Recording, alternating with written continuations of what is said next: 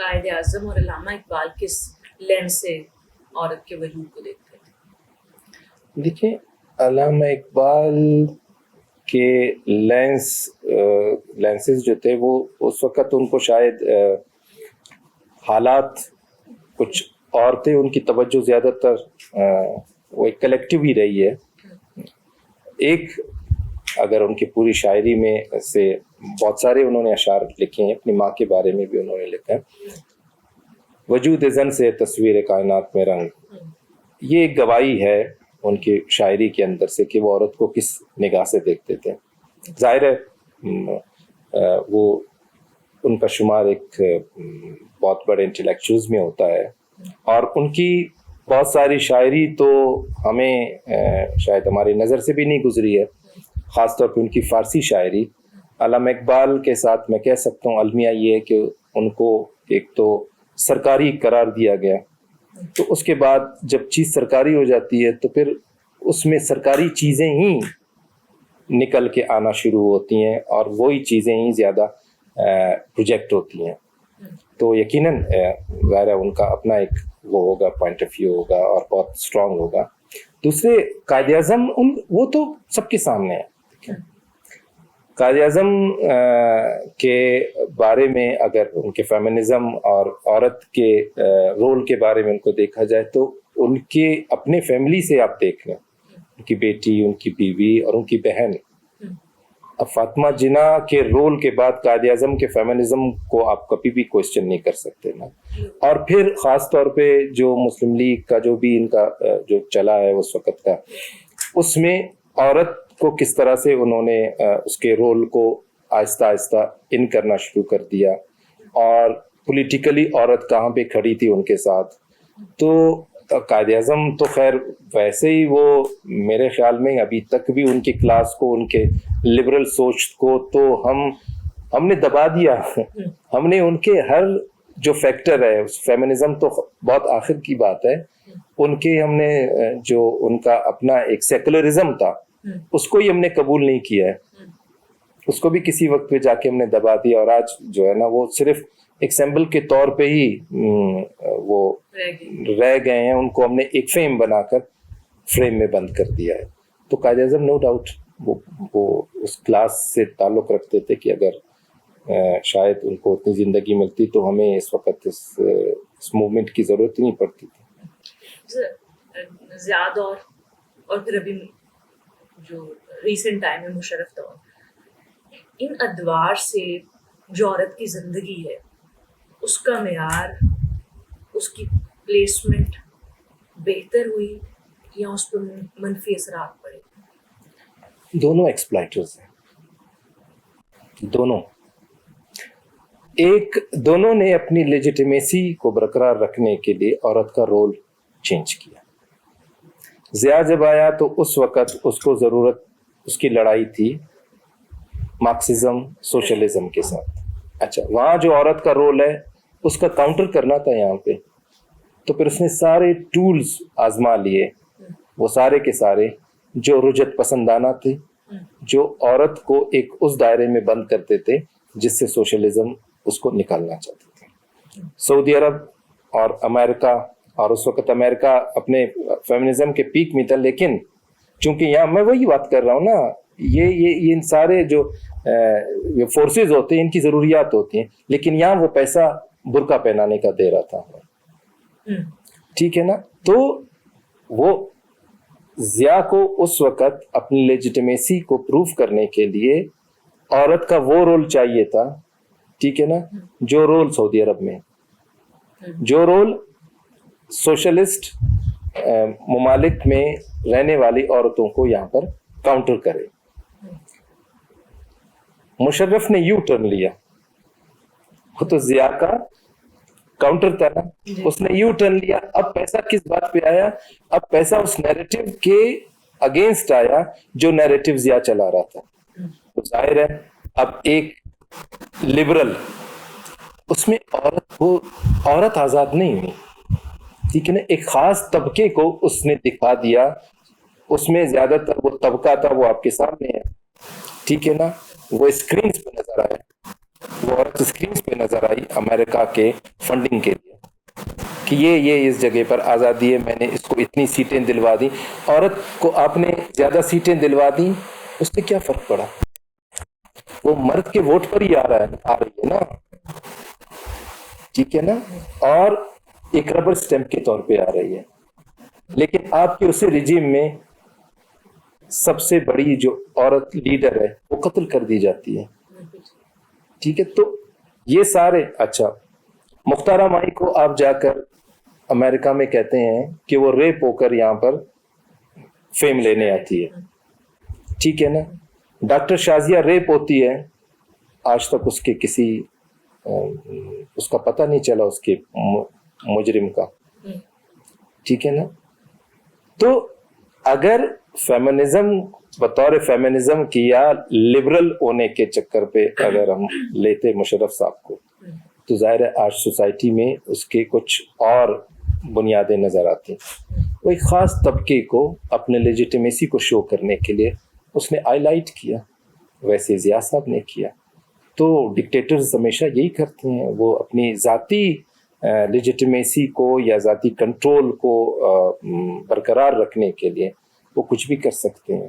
وہ قوموں کو ادھر پلٹا سکتے ہیں, ادھر پلٹا سکتے ہیں. کوئی کنسسٹنسی تو نہیں ہے نا.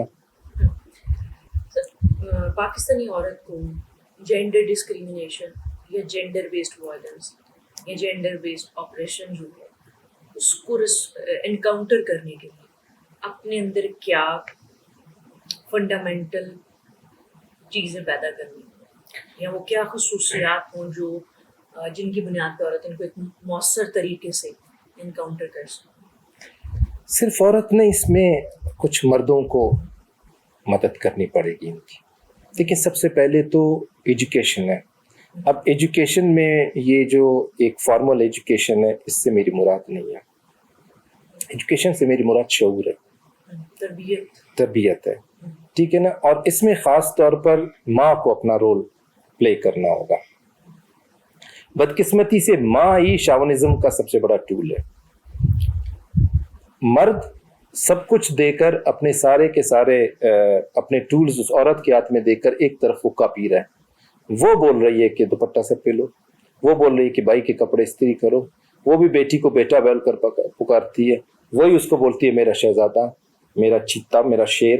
تو وہ بنیادی طور پر وہ ماں جس نے سوسائٹی کی تربیت کرنی ہے وہی شاونزم کا ٹول بنی ہوئی ہے. سر اس کی وجہ بھی اگر آپ اس کو تھوڑا لیبریٹ کر دیں اور بتا دیں کہ وہ ماں جو ہے وہ کیسے شاونزم کا ٹول بن کے کنٹریبیوٹ کرے, اس کے پیچھے کیا بنیادی وجہ ہے کہ وہ ماں کیوں ایسا رول پلے کرتی ہے, حالانکہ وہ خود ایک عورت ہے. تو جینز جینیٹیکلی اتنے عرصے سے آپ نے اس پر امپوز کرتے رہے, وہ جینیٹیکلی ڈیولپ کر چکی ہے, یہ سب کنسٹرکٹ ہو چکا ہے اس کے اندر. اب اس کو ڈیکوڈ کرنے کے لیے یا اس کو دوبارہ سے توڑنے کے لیے میں نے کہا کہ ایک کمال کا کہ انٹیلیجنشیا کی ضرورت ہے, ایک کمال کے مومنٹ کی ضرورت ہے. اور وہ تھرو کس چیز کی آئے گی؟ وہ لٹریچر کے تھرو. لیکن انفارچونیٹلی آج عورت وہ لٹریچر پروڈیوس کر رہی ہے جو کہ بلکہ شاونزم کے آخری درجے کا ہے. شاید مرد بھی وہ لٹریچر نہ لکھے. آپ یہاں اس کو اسی مذہبی جو فیکٹرز ہیں انہی کے سپورٹ میں وہ اس کو سارا دن صبر کی تلقین کر رہی ہے, وہ اس کو سہنے کی تلقین کر رہی ہے, وہ اس میں کہیں اس کی امپاورمنٹ کی, اس کی صلاحیتوں کو ابھارنے کی بات نہیں کر رہی ہے, یا پھر اس کو ایک شادی بیاہ میں محدود کرنے کی کوشش کر رہی ہے, تو یا پھر اس کو کوئی ایک بہت ہی محدود قسم کے خواب دکھا رہی ہے. تو وہ جو عورت کی اپنی بطور ایک عورت کی اس کی جو میں ایک بات ہمیشہ کہتا ہوں, عورت کی غیرت, اس پہ کبھی کام نہیں ہوا ہے کہ عورت کی غیرت کہیں سوئی ہوئی ہے. اس کو جس نے جگا دیا نا, کیونکہ عورت کے اندر وہ ایموشنلی اتنی اسٹرانگ ہے. کبھی مجھ سے بات کرتے ہیں لوگ تو میں کہتا ہوں کہ اگر مرد میں وہ اسٹرینتھ ہوتی نا تو شاید بچہ وہ جنتا. یہ عورت اس کو وہ ایموشنلی بھی اتنی اسٹرانگ ہے, فزیکلی بھی اتنی اسٹرانگ ہے. اور ایموشنلی اس کی اسٹرینتھ یہ ہے کہ وہ جیسے وہ کوئی شعر تھا کسی خاتون کا کل, کہ میں کل پتنگوں سے ڈرتی تھی, آج سانپ مار سکتی ہوں ماں بن کے. تو ایموشنلی اس کا مطلب ہے اس کے اندر وہ اسٹرینتھ موجود ہے. تو اگر اس کے اندر ہم اس کی غیرت کو جگا دیں, جو اس کی سیلف رسپیکٹ ہے, جس کو ہم نے مار دیا مختلف پرتوں میں دبا دبا کے, وہ غیرت جس وقت جاگ گئی نا, اس کے بعد وہ کمال ہو جائے گا. پاکستان کے اندر جو ڈیولپمنٹ سیکٹر ہے, آرگنائزیشنل اسٹرکچر ہے, جو خواتین کے اوپر کام کرنے والی تنظیمیں ہیں, ادارے ہیں, آپ کیا محسوس کرتے ہیں کہ انہوں نے جینوئنلی عورت کو کوئی ریلیف دینے میں کامیاب ہوئے ہیں کہ نہیں؟ کچھ حد تک ہے, اس میں شک نہیں ہے. اس میں دیکھیے میں ابھی بات کر رہا تھا کہ یہ کاروکاری کے جو فیکٹرز ہیں, تیزاب کے ہیں, اس میں سوشل میڈیا کا بڑا رول ہے. صرف پہلے تو شاید ان کی آواز پہنچتی نہیں ہوگی کیونکہ بہت سارے بیریئرز تھے, ہمیں میڈیا کے تھرو چیزیں اسپریڈ ہوتی ہیں, لیکن اب سوشل میڈیا کے آنے سے وہ آوازیں ذرا اور بلند ہوتی ہیں. ان میں ہمیں نظر آتا ہے, آپس میں ان کا ٹکراؤ بھی نظر آتا ہے سوشل میڈیا کے اندر, لیکن ان کو بڑی ایک تگڑی آواز مل گئی ہے اس کے تھرو. تو وہ جلدی ہی ساری مومنٹ, ساری چیزیں, اور بعض اوقات آپ کو پتہ نہیں لگتا کہ وہ کوئی ایک منظم تنظیم کی بجائے بہت سارے اسکیٹرڈ جو فیکٹرز ہیں وہ کسی ایک ایشو پہ جمع ہو کر اس کو فورس پیدا کر رہے ہیں. تو خاص طور پہ یہ جتنی ہمارے یہاں کچھ لاز بنے ہیں, آپ جس کی مجھے خوشی ہے, کاروکاری کی, تیزاب کی, ہراسمنٹ کی, یا اس طرح کے دوسری چیزیں, پروٹیکشن بل بھی ہیں, کم عمری کی شادیاں بھی ہیں. تو یہ سارا کچھ ہے, یہ میرے خیال میں ان کریڈٹ دینا چاہیے. اور سرکاری طور پر بھی کچھ نہ کچھ کام ہو رہا ہے, اس کو بھی اب وہ ضرورت, نظریہ ضرورت کے طور پر بھی عورت کو, ان کو چاہیے کہ یار اس کو اس طرح کے ریلیف اور اس طرح کے پروٹیکشن دیں, کیونکہ اب سوسائٹی ٹورڈز, اب ہم بھی اس طرف جا رہے ہیں جہاں اب اکیلے مرد سے نہیں ہوگا. جو ہماری جینڈر ڈسپیرٹی ہے, اس کو کم کرنے کے لیے کیا کوشش کرنی چاہیے؟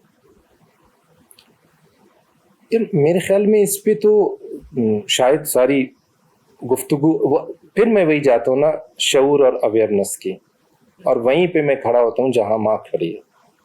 ٹھیک ہے نا, دو لوگوں کی براٹ اپ ہے, ایک بچہ اور ایک بچی, ایک گھر میں ان کی براٹ اپ چل رہی ہوتی, وہیں سے ہی آپ کس طرح سے ان کو پروگرام کرتے ہیں, اس کو عورت کا احترام. اب میں ایک بات آپ سے بتاؤں, ابھی جیسے اشتہار ہے, ابھی کچھ دن پہلے میں نے ایک ایڈ دیکھا کہ ایک پانی کی کمپنی کا, وہ رات کو وہ دلہن آتی ہے, صبح کو اٹھ کے چائے بنانا شروع کرتی ہے اور کام کرنا شروع کرتی ہے. تھرو میڈیا آپ نے اس کا جو جاب ڈسکرپشن ہے وہ فکس کر دیا آپ نے پہلے دن ہی. تو آپ نے کیوں کام. اچھا دوسری بات یہ ہے کہ اگر آپ کہیں پر یہ ریولیوشن لانے کی کوشش کرتے ہیں, اس کو اس کا کاؤنٹر نیریٹو دیتے ہیں, تو جو خواتین ہیں وہ اتنی فکس ہو گئی ہیں کم وقت, وہ اس کو رول ماڈل کے طور پر تسلیم کرنے کو تیار نہیں ہے. جیسے وہ ایک ہے نا ڈس آرڈر اسٹاک ہوم سنڈروم, کہ جب اپنے اوپر ظلم کرنے والے کو آپ آواز بلند کرنے کے لیے ڈیفینڈ کرنا شروع کر دیں. یہ ایگزیکٹلی یہی بات ہے. اسلامک فیمنزم پر آپ کا کیا موقف ہے؟ دیکھیں اسلامک فیمنزم یہ دو الگ باتیں ہیں, کہ اسلامک فیمنزم, ٹھیک ہے نا, اسلام کے اندر میں کسی خانے نہیں بناتا ہوں کہ کوئی ازم کا اس میں کوئی چکر ہے. اس نے انسانی حقوق کو کمپلیٹ کر دیا, ٹھیک ہے نا. اب کون سا ملک اور کون سی سوسائٹی جو ہے نا اپنے طور پر اس کو کس طرح سے, اس کو وہی بات میں بار بار ریپیٹ کر رہا ہوں کہ اس کو کس طرح ترجمہ کریں, ٹھیک ہے نا, کس طرح اپنے مطابق ڈالیں, بلکہ کس طرح سے اس کو مسخ کریں. ہمارے یہاں, میں تو یہ لفظ استعمال کروں گا کہ ہمارے یہاں اس کی مقصودہ صورتحال سامنے لے کر آئے. ہم آج وہاں پہ کھڑے ہیں جہاں مذہبی طور پر مغرب ڈارک ایجز میں کھڑا تھا, ٹھیک ہے نا, وہاں بھی مذہب تھا, ٹھیک ہے نا. اس نے ظاہر ہے پیغمبر تھے, آئے تھے, وہ بھی بنیادی انسانی حقوق کے لیے اور ایک اللہ کا ایک پیغام لے کر آئے تھے, اور اللہ ظاہر ہے عورتوں کا اور مردوں میں کوئی ڈفرنس تو نہیں رکھے گا, لیکن انہوں نے اس مذہب کو کیسے اپنے طور پر ڈھال دیا, کیسے چرچ کا کنٹرول کیا. آج بالکل اسی صورتحال سے ہم گزر رہے ہیں, ٹھیک ہے نا. اب اگر یہاں پہ بٹھا کر بات کی جائے تو ایک شخص کسی بھی رنگ کی پگڑی پہن کر کہتا ہے کہ میں سچا ہوں, ٹھیک ہے نا, تو اس کا مطلب ہے کہ وہ شخص بھی سچا ہے جس کے ہاتھ میں ہتھیار ہے, جو مذہب کے نام پہ جیکٹ پہن کر لوگوں کے بیچ میں پھٹ رہا ہے. تو انٹرپریٹیشن کا مسئلہ ہے, ہر کوئی اپنے اپنے طور پر اس ٹول کو لے کر دوسرے انسان کا گلا دبانے کی کوشش کر رہا ہے. میرے نظر میں اگر اصطلاحی طور پر لیا جائے تو میرے لحاظ میں نبی صلی اللہ علیہ وسلم سے بڑا فیمنسٹ تو کوئی نہیں ہے, بلکہ ان کو فیمنسٹ کہنا شاید میں گستاخی کر رہا ہوں, کہ وہ جو حقوق دیے اور جس طرح سے وہ عورت کو کا احترام کرتے تھے, اس کی تعظیم تھی, اور اس کے بارے میں جس طرح اس کے احساس, اس کے جذبات اور اس کے معاشرت, اس کا جو اکنامیکل فیکٹرز تھے, جو کچھ بھی تھا, ان سب کے بارے میں کمپلیٹلی صاف ستھرا سب کچھ ڈیفائن کر کے گئے, ٹھیک ہے نا. اب اگر اچھا, اور اس میں اجتہاد کا بھی ایک فیکٹر ہے جس کو لے کر اب اگر ایک چیز سمبولکلی عرب معاشرے کے لحاظ میں تھا, ٹھیک ہے نا, تو اس کو اس معاشرے میں ڈالنے کے لیے جو ہمارے بندے خود کو علماء کہتے ہیں, تو یہ لے کر اس کو اپنے طور پر ڈھالنے کے لیے کبھی انہوں نے کوشش نہیں کی, کبھی اس کو ڈیکوڈ کرنے کی کوشش نہیں کی. ظاہر ہے وہ تو ایک قانون بہت ہی کمپریہنسو قسم کے جامع الفاظ میں ایک لائن ہوتی ہے, اس کو آپ کس طرح انٹرپریٹ کرتے ہیں, ٹھیک ہے. اب اگر آپ حضرت خدیجہ کو لے لیں, ٹھیک ہے نا, آج ہم بیٹھ کر آدھی گواہی کی بات کرتے ہیں, صحیح ہے. اب آدھی گواہی اس عورت کے لیے ہے جو کبھی گھر سے نہیں نکلی ہے, ٹھیک ہے نا, وہ ایک عدالت میں آ کر کھڑی ہوتی ہے اکیلی, اس کو ہمیشہ ایک دوسری عورت چاہیے جو اس کا بازو پکڑ کے کھڑی ہے اس کے ساتھ, جو اس کو ہیلپ آؤٹ کرے. لیکن آج کی عورت اگر اتنا لبرل ہے, آزاد ہے اپنے طور پر, وہ ایک مینیجر کے پوسٹ پر بیٹھی ہوئی ہے, تو اس سے اب آدھی گواہی. اب یہ چیزیں ان ایریاز میں کام کرنے کی ضرورت ہے. کل ایک عورت جس کا نام حضرت خدیجہ رضی اللہ تعالیٰ عنہ, وہ نبوت کی گواہی دیتی ہیں, ان کی گواہی کمپلیٹ ہے, اتنی بڑی گواہی دیتی ہیں, تو شاید دنیا یقیناً وہ پہلی گواہی ہے نا, پہلی اور سب سے بڑی گواہی ہے. تو اس کا مطلب یہ ہے, اب حضرت خدیجہ اس وقت عرب کے اس دور میں وہ خود پرپوز کرتی ہیں, خود تجارت کر رہی ہیں, عرب ہے نا, ٹھیک ہے نا. اب اس کو ہم مسلمان, عیسائی, کافر ان چیزوں میں تو ہم نہیں وہ کر سکتے, ہم وہ عرب کی عورت ہیں, وہ تجارت بھی کر رہی ہیں, وہ خود سے پرپوز بھی کر رہی ہیں, ٹھیک ہے نا, اور وہ گواہی بھی دے رہی ہیں.